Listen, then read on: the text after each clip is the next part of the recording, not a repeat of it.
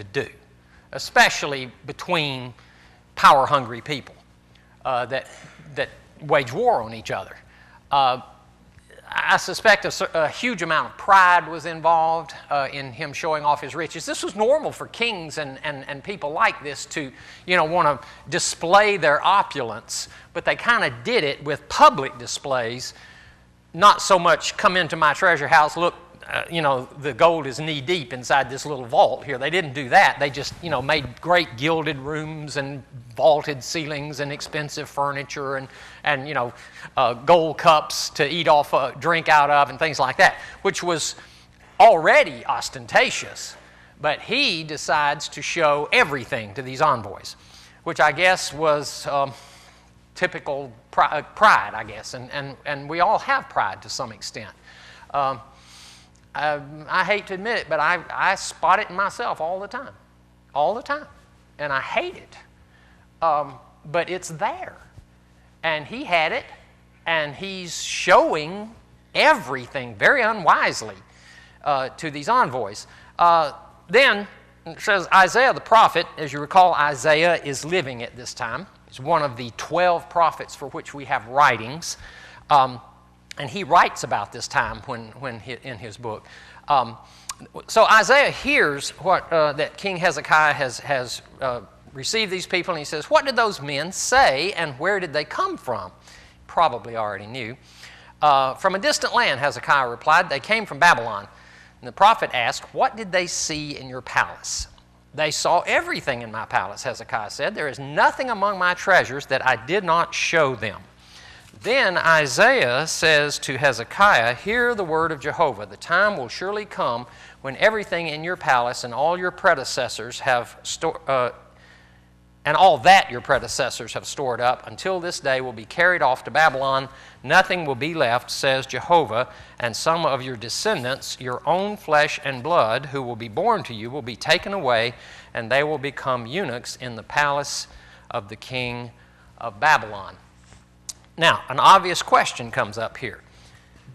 Did he cause the event of all this stuff being taken off by showing it around? Or is it merely a visual aid saying, okay, you showed them everything? Well, guess what? It's all going to be gone. Meaning he didn't cause it, it's just a visual aid to the thing. You can view that any way you want to. The question comes up, what if he hadn't have shown them anything? Would it all have been carried to Babylon? I think it still would have. Because he doesn't say, because you have shown it and shouldn't have done so, it's going to go away. He just says, oh, you showed him everything? Well, guess what? It's all going to be gone one day. So I'm thinking it's not a causal relationship here. I'm not going to be adamant about it, but it doesn't look like a causal relationship to me here at all. You may hold a different view, and that's fine. I will not argue with you there. The next verse, he says, "The word of Jehovah you have spoken is good," Hezekiah replied, for a very odd reason. For he thought, will there not be peace and security in my lifetime? In other words, bad things are coming, but I'm not going to live to see it, so I'm okay with it. Pretty much. That's basically what he said. That's short-term thinking, I'm afraid. But again, you have to remember that they did not think past death. And so his view of things was very limited and final at death. So perhaps it's not totally insane or short-minded and that sort of thing, or small-minded. We, of course, should be thinking further down the road. I would have thought, I hate the fact that my great-grandchildren are going to suffer this. I would hate that.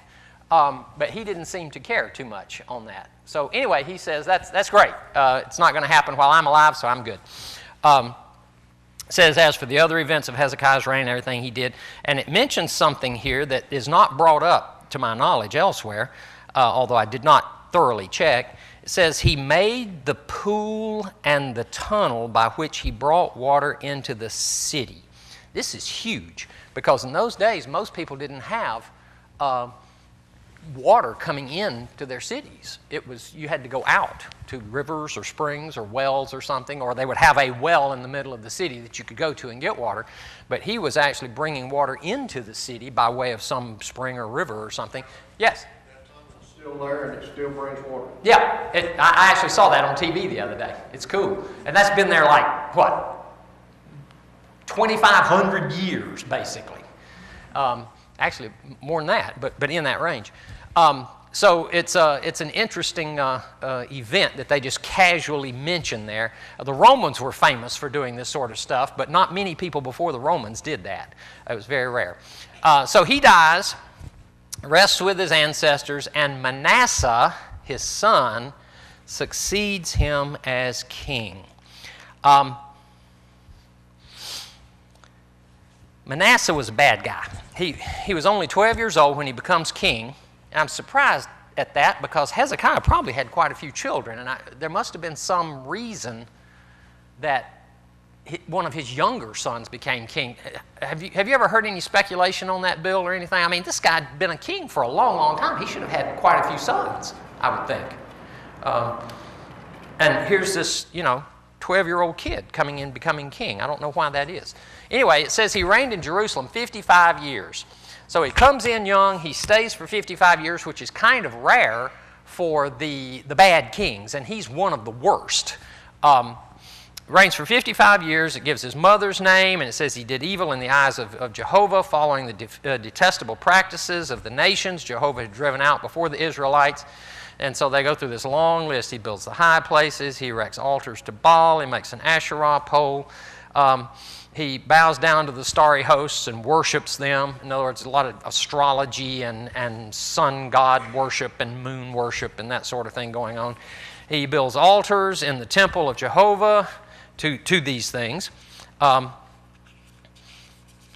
He is one of the few kings that it is mentioned who sacrificed his own son in the fires of Molech, which is God's one of the most detestable things in God's eyes, apparently. Practiced divination, sought omens, that's signs, and consulted mediums and spiritualists, all of which were forbidden by the law. He did much evil in the eyes of Jehovah, arousing his, that is, God's, anger. He took the carved Asherah pole he had made, put it in the temple. He gives it some detail there. He says, God said, I will not make the feet of the Israelites wander from the land. This is down in verse 8. God had said, I won't let the feet of the Israelites wander from the land I gave their ancestors if only they will be careful to do everything I commanded them and will keep the whole law that my servant Moses gave them, which they did not. But the people did not listen. Manasseh led them astray so that they did more evil than the nations Jehovah had destroyed before the Israelites. In other words, they were worse than the idolaters they had wiped out. So, it says, Jehovah said through his servants, the prophets, and it doesn't specifically say what the prophet is here. This is one of those odd things. We only have 12 written, well, if you count Lamentations, I guess 13. But we only have 12 prophet books with prophets' names on them. There were hundreds of prophets. At any given time, sometimes hundreds of prophets that spoke with God and that God spoke through. But relatively few of them. Yeah, he had a school of prophets, which is kind of wild, Let me show you how to get inspired by God here. You have to do this. But there were lots and lots of prophets, and relatively few either wrote or we have their writings. I don't know if maybe some others wrote and we just don't have them, but we do have 12 books plus Lamentations, which was also written by Jeremiah. And it's a short poem of sadness. That's why it's called Lamentations. But we have those, and so they don't mention the name of the prophet here. It says, through his servants, the prophets, Jehovah speaks. He says to Manasseh, king of Judah, he has committed these detestable sins. He's done more evil than the Amorites who preceded him, and has led Judah into sin with his idols. Therefore, this is what Jehovah, the God of Israel, says, I'm going to bring such disaster on Jerusalem and Judah see, Israel's already gone, that the eyes of everyone who hears it will tingle. I'm sorry, that the ears, I said eyes, can't read. The ears of anyone who hears about it will tingle. Have you ever seen or heard something, or heard about something, and your spine would tingle? I mean, you go, ooh, you know. That's basically what he's talking about here. This is going to be so bad when somebody mentions it. People are going to go, ooh. It's bad. It's really, really bad. Manasseh was a nasty, nasty person. Verse 13, I will stretch out over Jerusalem the measuring line used against Samaria, which is already gone, and the plumb line used against the house of Ahab, one of the kings of Israel. I will wipe out Jerusalem as one wipes a dish, wiping it and turning it upside down. I will forsake the remnant of my... I would hate for God to say this about me. I will forsake the remnant of my inheritance and will give them into the hands of enemies. They will be looted and plundered by all their enemies.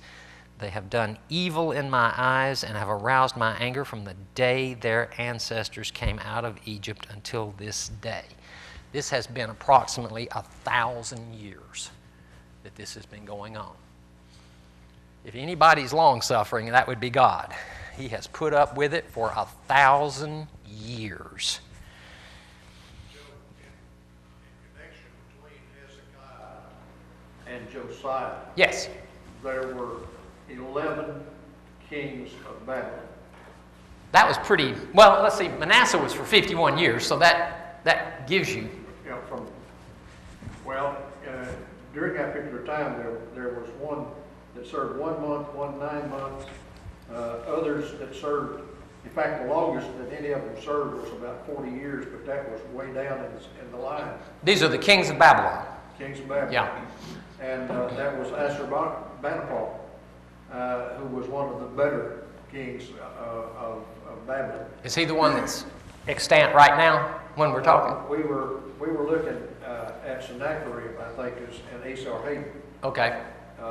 And they were not particularly good guys. One mentioned earlier was Merodach Baladan. Yes. And he only lasted 9 months. And usually when they last a short period like that, somebody assassinates them, pretty much. And quite often it's their own kids. Yes. Quite often. I mean, the whole history of royalty is one of real sadness because your own children quite often killed you because they wanted to take over. And that, golly, that's just terrible. I don't know how to even handle that. That makes my spine tingle to even think about that. So it says, moreover, verse 16, Manasseh also shed. Now he uses just a short phrase here, but this is really important. It said he also shed so much innocent blood, that he filled Jerusalem from end to end, besides the sin that he had caused Judah to commit, so that they did evil in the eyes of Jehovah. And so he dies, and Amon, or Amun, however one wants to pronounce that, his son succeeds him. This shedding of innocent blood, this is a theme that comes up fairly regularly with God. Shedding of innocent blood, mistreating the widows and the orphans and children and women in general and the outcast and the poor, mistreating those people. Not just not doing anything for them, but actually mistreating them. And these seem to be especially heinous. I mean, I've been told my whole life all sin is bad, and the same. The more I read, the more I realize some of them are more hateful than others. I may be condemned for what I would call my little sin as much as an axe murderer would be, but somehow axe murdering just seems worse, I'm sorry, that's my human brain. I just can't get around that as being the same as maybe somebody once in a while cheating on their income tax a few dollars or something, which I never do, by the way. I always, always, always do your taxes as honestly as you can, since we're in that season right now. Honestly as you can.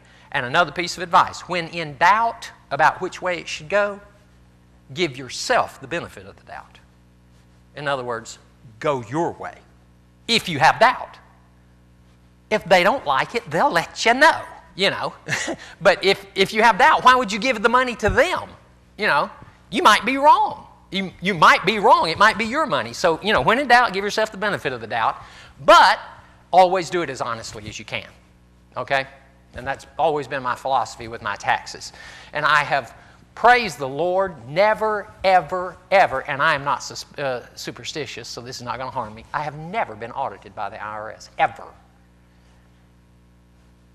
They've sent me a couple of letters saying, how did you calculate this? And I write back on the letter, I used flea market value, send it back to them, and I get an official letter 2 weeks later saying your documentation is sufficient. You know, that's the worst I've ever had to do with them. So anyway, some people are luckier than others, I guess. Anyway, says he shed innocent blood, and God really, really hates that, apparently. Mistreatment of the downtrodden, I guess human beings pretty much see that as extra especially bad. You know, people who can't defend themselves. You know, this is one of the reasons that I was brought up believing that a man who will mistreat women and children, I hate to say it, but this is what I was taught, he does not deserve to live if he will intentionally mistreat women and children. And people say, well, you know, that's kind of sexist. I don't care. Anyone who will mistreat women and children who cannot, I mean, a man is, on average, is twice as strong as the average woman. I mean, on average. We're way more aggressive than you are, ladies. And when we start beating on you and beating on children and everything, that just makes me so mad I can't stand it. And in our family, there is no known case of any male abusing any of the females or children in our family, because if we would have found out about it, that person would have been lucky to be alive after we were done. And I know that, again, that sounds sinful, but I am afraid that I cannot abide that at all. I cannot accept it. And I can understand a parent becoming so distraught with a child that you might hit them too hard once. But then your immediate thought should be, oh God, what have I done? You know, I backhanded my child and knocked him against the wall. What have I done? Come here, baby, are you okay? Daddy's sorry. You know, my Lord. But there are people who will do that over and over and over again until the child is just destroyed, killed sometimes. I'm sorry, those people don't need to be alive. They're not sad. They need to be dead. Okay? All right, enough of my sin here as far as how I feel about things like that. I cannot forgive that for some strange reason. So, okay, Amon was 22 years old when he became king. He reigned in Jerusalem for 2 years, so he didn't hang around real long. He was like his father. He did evil. He followed exactly the same things that his father did. He rejected God, and it says in verse 23 that his officials conspired against him. Apparently his own people. Thank goodness it wasn't his sons. But it says his officials conspired against him and assassinated him in his palace. And it says, then the people of the land killed all who had plotted against the king. And they made Josiah, his son, king in his place. Now, for reasons I cannot understand, father and grandfather were filthy, evil kings. And Josiah comes along, and he's only 8 years old. And he's one of the best kings of Judah ever. He's one of the best.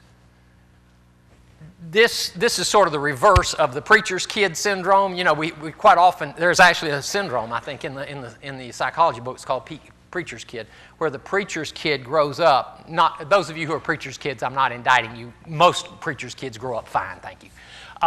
But quite often a preacher's kid will grow up being very rebellious and not, very good person because Dad is off doing the work of God and ignores the most important work of God that he can do.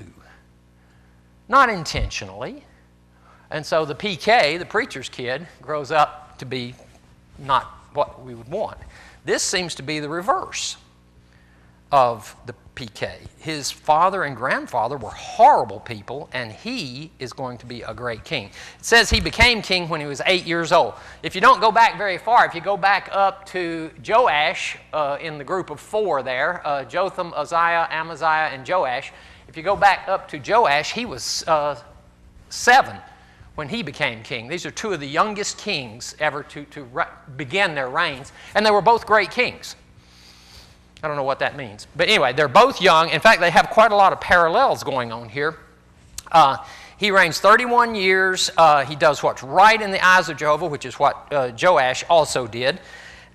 And it says in verse 3, in his 18th year, he sent the secretary to the temple of Jehovah, saying, go to Hilkiah the high priest and have him get ready the money that has been brought into the temple of Jehovah, which the doorkeepers have collected from the people. Have them entrust it to the men who appointed to supervise the work on the temple, and have these men pay the workers who repair the temple of Jehovah, the carpenters and the builders and the masons. Also have them purchase lumber and dressed stone to repair the temple, but they need not account for the money entrusted to them, because they are honest in their dealings. This sounds almost exactly like what Joash did back there somewhat. Is it 100 years? Oh, it's more than 100 years. Yeah, it's 639 to 843. Yeah, 200 years ago. Joash had done exactly the same thing. You remember he had told the priests and everything to repair the temple, and they basically drug their feet and didn't do it. So he sends in and says, okay, we need to redo this. Let's get us some businessmen in here instead of preachers. Let's get some construction supervisors in here and hire some people who know what they're doing and let them do the work and pay them. And don't make them account, because I trust them. We don't have that kind of thought in our society nowadays, do we? We don't trust anybody. Many of us don't. I try to, unless the person gives me reason to think otherwise. But if a person has never given me any reason to distrust them, I think my default position should be to trust them, if at all possible. And I've never been bitten too much by that. I've trusted some people I knew I shouldn't have trusted, and that usually bit me. But I've never been mistreated by a person that I thought I should trust and trusted. Never been mistreated by anybody like that. And this has happened twice in 200 years here with Joash and Josiah. They both hired people to come in and repair the temple. You got to remember, the temple would fall into disrepair because people weren't doing temple stuff. They were doing Asherah and Molech and all these other aspects. And so they would let the temple go into disrepair. And this is the temple that Solomon built, the one with the two great big cherubim standing in the Holy of Holies with their wings stretched out. What were they? Were they 15 feet tall? 10 cubits? Okay. And they were each 10 cubits wide. So these things were huge. And they had the Ark of the Covenant sitting there and all this stuff. And it just kept, nature takes the world back if we don't maintain it. Leave your house alone for about 2 years and see what happens. It just starts decaying. They figure that if you walk out of a city like New York, inside of 20 years, it would be just falling apart. Even the steel and concrete buildings would be coming apart. They would be unsafe within 20 years. That's incredible, isn't it? We have to maintain. So he says we want to repair the temple, put it back together, get some good business people, some good construction people in there, and trust them to do it properly. Sometimes that actually makes a person do a better job if you trust them. I have a guy that does some landscaping for me sometime. Lives in Clinton. And when I call him, I say, come out, I need you to do so-and-so and so-and-so and so-and-so. He says, well, I'll come out there and give you a quote. I said, why?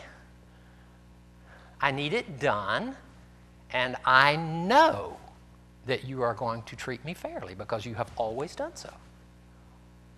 And I am always surprised at how low the price is when I do it that way. It's kind of shocking sometimes. He did the mulching around here this past summer, and I had calculated the square footage. I spent several hours out here calculating square footage because he does it by the square foot, so much per square foot.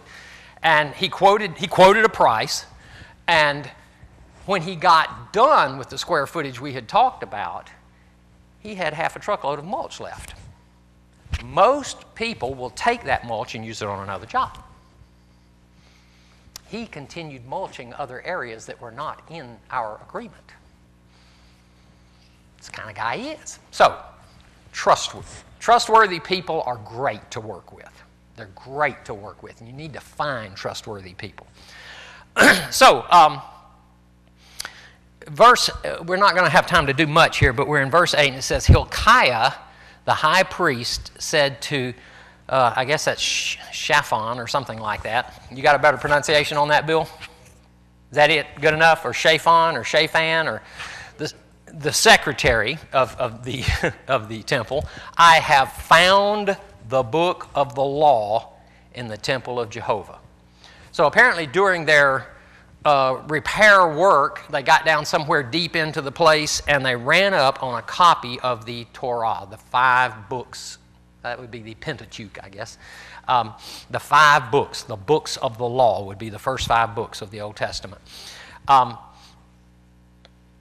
So they inform the king, and they bring the king the book, and it says that the guy read from it in the presence of the king. This would have taken a while. If you've ever read the 5 books, that's several hours of reading at least. When the king heard the words of the book of the law, he tore his robes. This is always a sign in those days of great sorrow or grief or sadness or something. He gave these orders to Hilkiah the priest and to another guy. He says, go and inquire of Jehovah for me and for the people and for all Judah about what is written in this book. Apparently they had not seen it for quite some time. That has been found. Great is the Lord's anger, or Jehovah's anger, that burns against us, because those who have gone before us have not obeyed the words of this book. They have not acted in accordance with all that is written there concerning us. So basically what they had been doing was following oral tradition. They knew quite a lot of what they were supposed to be doing, but they had lost the written Word of God. And so they were basically operating on memory passed down. Oral tradition, I guess, is the term that most people think about. They still knew most of it, but it's funny. Somehow the written word carries more weight than the verbal word, doesn't it? All right, go ahead. What we remember, we interpret it from our background and change it slightly. Have you ever noticed how I don't always read the exact words that are written there? Sometimes I paraphrase. What if what I was saying got written down, and then someone paraphrased that, and then some paraphrased that, and then someone paraphrased that? It would depart completely from what it originally said, wouldn't it? 3 or 4 generations. Yeah, it'd be gone. Well, it can really, really change in a hurry. What's the name of the game where you whisper something around a circle at a party or something? And Gossip. What's it called? Gossip. Is that the name of it? Gossip? Yeah. Okay. And by the time it goes through, 20 or 30 people, it doesn't sound anything like what it started out as. I mean, it's just something totally different, unrelated. So word of mouth and passing things down orally is dangerous. That's why the Jews were so concerned about accurate copying, and why the scribes were so meticulous in trying to keep it as accurate as they could going down through the ages, because... You also have to remember that comes in a strong time and a weak time, which is a big emphasis, and then there's a little emphasis. And so during periods of time, the emphasis by the regime is different. It's just like this. They're really excited they find a written copy. Why weren't they excited about finding a written copy 100 years before that? Yeah, well, they didn't find it, I guess. But the time had to be right, I guess. Because if Manasseh had found it, he would have probably just dismissed it or had it destroyed, maybe. But this guy is a good king. He sees it and he grabs hold of it. And this is one of the reasons that we need to continually be in the Word, because that's where the standard is in the Word. What I think about the Word is not the standard. I have a whole lot of thoughts, you know that. And some of them are even pretty good, but not all of them. My thoughts are not important. It's what the Word says that's important. And so that's an important issue here. And we're actually going to stop right here and take up what they do next time. And we'll see what they do with all this information after this stuff occurs. Okay, let me mark the spot here so I don't forget where I am. I will do that. All right. What's today? The 21st. All right. Before we close, may God always bless you with wisdom, and may you find wisdom in His Word as you read it and absorb it into your life through Christ our Lord. Amen.